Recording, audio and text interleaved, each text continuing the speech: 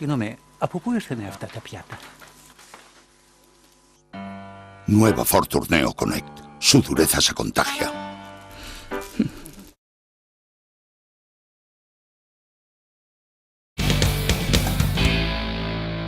Daniel Molina Pérez, de 28 años, tras romper con su novia, decidirá dar un giro radical a su vida recorriendo España en autobús. Si usted está viajando por España, tal vez pueda encontrárselo y preguntarle cómo le va. Uy, qué cómodos son estos asientos.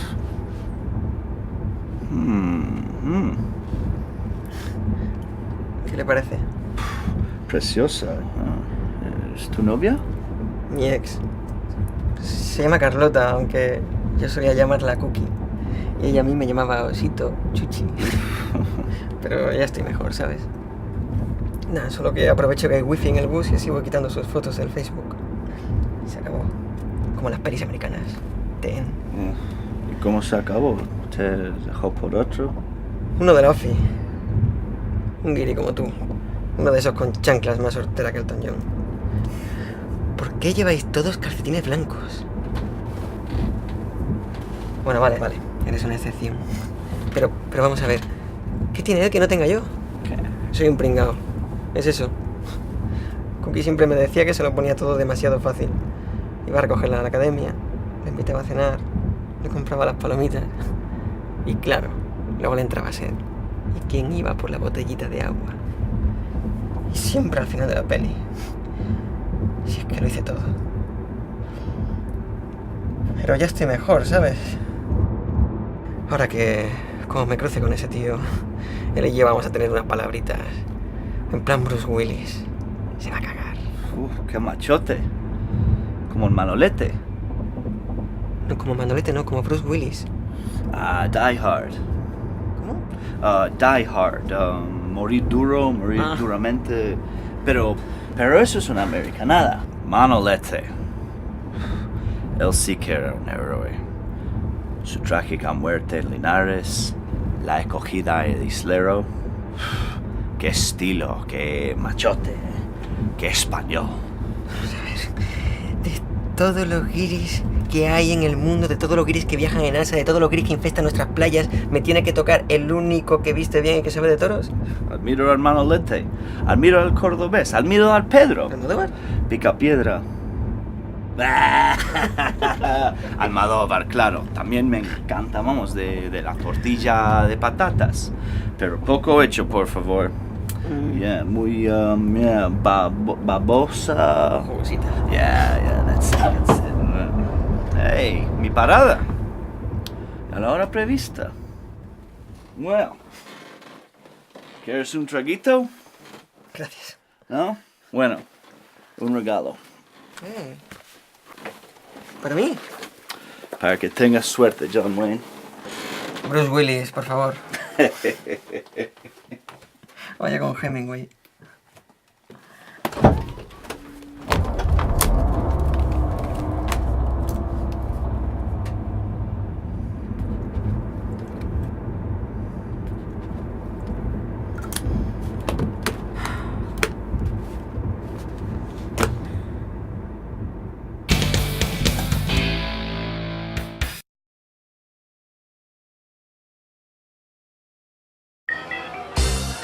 Desde que estoy con Grupama, estoy seguro de mí mismo. Grupama, tu compañía de seguros y la de Iker Casillas.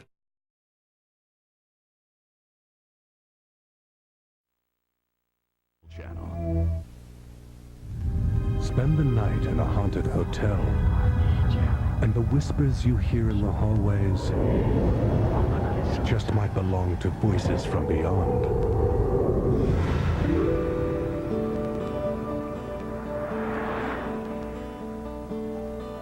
The quaint town of Lenox, Massachusetts is a favorite destination for those looking for a quiet country retreat. This area here, Lenox and the Berkshires, are probably some of the prettiest environment in the world.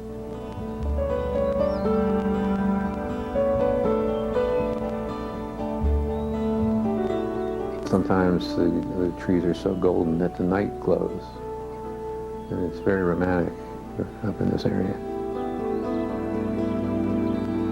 People come to the Berkshires to fall in love. But sometimes the passion is not so pure.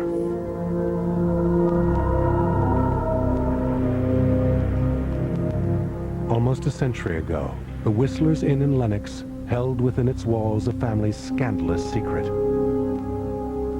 Today, their secret is finally out. I do feel when I'm in the attic that someone is there with me.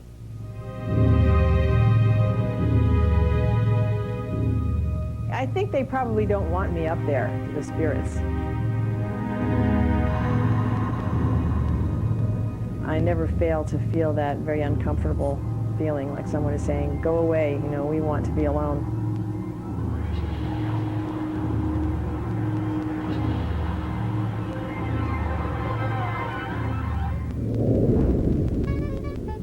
At the turn of the 20th century in America, wealthy families who vacationed in the beautiful pastoral countryside of western Massachusetts built summer mansions they called cottages.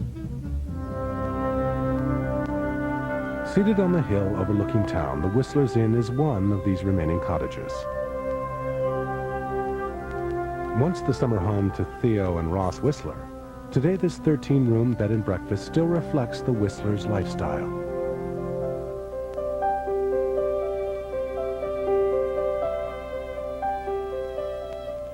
We have over 3,000 books. We're crammed with books, wall-to-wall books. This used to be the Whistler's favorite room. Ross Whistler was a wealthy man with homes around the world, including England and the Caribbean. But it was their home in the Berkshires that the Whistlers loved the most. They had a lot of money, you know, to start out with, and they knew how to use it. And consequently, they had this huge house. Ross and his wife made the most of their time here. Until one day, tragedy struck. Ross Whistler suddenly died in 1927. Struggling with the loss of her husband, Thea Whistler brought to Lenox her traveling companion, a young Swedish woman named Nancy. While Nancy brought comfort to Mrs. Whistler, she would soon bring scandal to the quiet town of Lenox. Today, one of her descendants remembers her life. This is where my relatives immigrated to from Stockholm, Sweden, as the servants to the famous Mrs. Whistler.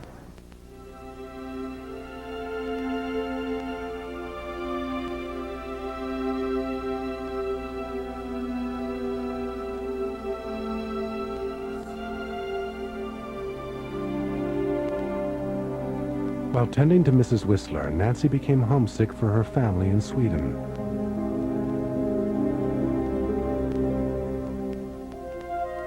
She convinced Mrs. Whistler to bring her sister Helma from Stockholm and hire her as a cook. Helma brought her husband Paul to work as the chauffeur.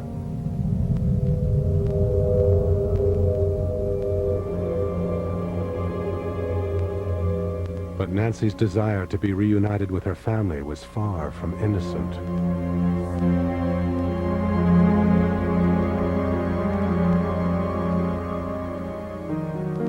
Within months of his arrival, Nancy and her sister's husband Paul began a passionate affair. It makes sense that probably Aunt Nancy was in love with Paul Anthony already in Stockholm, maybe as kids growing up together, but he chose Helma, her sister, and over the years she never stopped loving him. And while Helma prepared dinners in the main house, the lovers would steal away.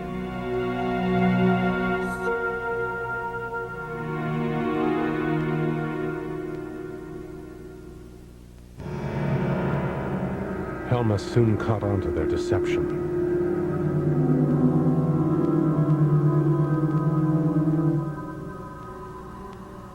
And Helma found out about it and never forgave Aunt Nancy, and they never spoke again.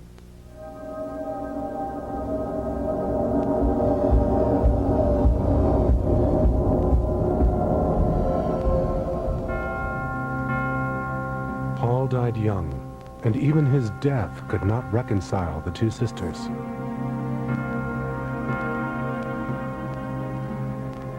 I believe in my heart his death devastated Nancy more because of the fact that the affair was brought out and Helma's feelings changed. She could never forgive either one of them. The tragic love triangle would follow the sisters to the grave, buried together in a family plot in Lenox.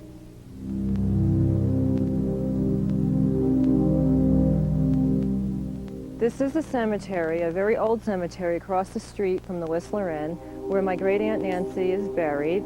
Alongside of her is my great-grandfather, Paul Anthony, my great-grandmother, Helma, and to be buried for eternity next to each other after the love triangle that went on for years is pretty ironic.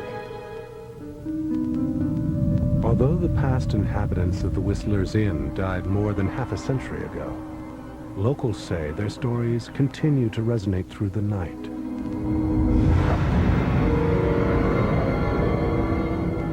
This used to be called Hidden House at one time. And the young people at that time used to stay their distance, used to hide behind the gravestones and behind the trees, whatever, and gaze at this house. Because they truly felt that it was haunted.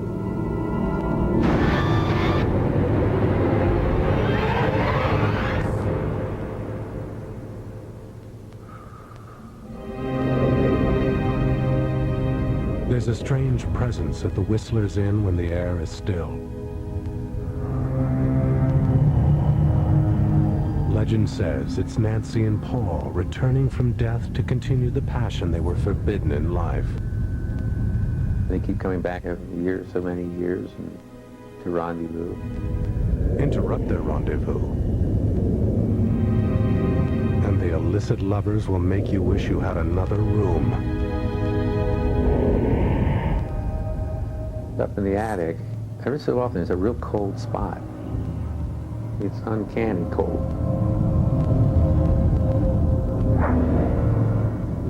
Other places you hit a warm spot. It's totally different from any warmth you've ever felt. So it's very strange.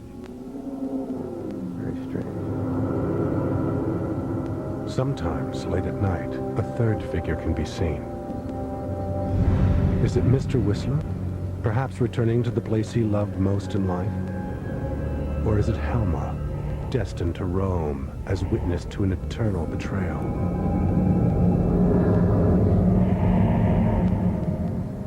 Whoever it may be, guests spending the night in this upscale country cottage just might uncover a family secret.